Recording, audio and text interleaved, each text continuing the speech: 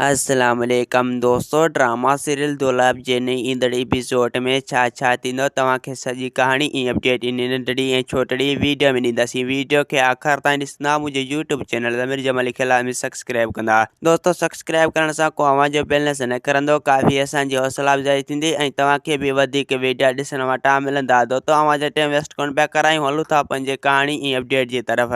दोस्तों, हाणे तव्हां ॾिसंदो त अम्मा साइण जेको आहे रेज़न वारनि ॾे वेंदो, उन्हनि खे चवंदो त हाणे तव्हां मूं ॾे ॾिसो ऐं तव्हां केस तां हथ खणी वञो। अगरि तव्हां केस तां हथ न खयो त पोइ रेस मंसूर खे फाही अची वेंदी। ऐं रेज़न चवंदो त अम्मा साइण तूं हाणे पंध न कर, हाणे असां केस तां हथ खयो, तूं ॼाण हाणे तुंहिंजो रेस मंसूर ॼाणे, तूं हाणे वञी उनखे आज़ादु कराए सघींदो, छो जो असां हाणे केस तां हथ खयो ऐं असां हाणे पुलिस खे फ़ोन कंदासीं त रेस मंसूर खे आज़ादु कराए छॾींदो। ऐं ॿिए पासे दोस्तों, हाणे तव्हां ॾिसंदो त गूंज जेको आहे घणो परेशान हूंदो। गूंज हाणे इहा सोचींदो त हिकु पासे अगरि मां रेस शाहनवाज़ सां शादी कंदुसि त पोइ हिकु पासे मुंहिंजी भेनरुनि ऐं सोटनि जी बदनामी थी पवंदी। अगरि मां हिन घर जी नौकिराणी थी गुज़ारींदुसि त पोइ सॼी उमिरि मुंहिंजी हिते हली वेंदी। हुनजे करे आख़िरकार हाणे मां कयां त छा कयां। ऐं ॿिए पासे दोस्तों, हाणे तव्हां ॾिसंदो त रेस शाहनवाज़ जेको आहे कूंज सां मिलंदो। कूंज खे चवंदो त तुंहिंजो भलो इन में आहे त तूं मूं सां शादी कर। अगरि जेकॾहिं तूं मूं सां शादी न कयो त पोइ तूं पछताईंदे ऐं पोइ हिन घर जी तूं मालिकाणी थी गुज़ारींदे। अगरि जेकॾहिं तूं हिन घर जी मालिकाणी न थिए त पोइ हिन घर जी नौकर ज़रूरु थींदे।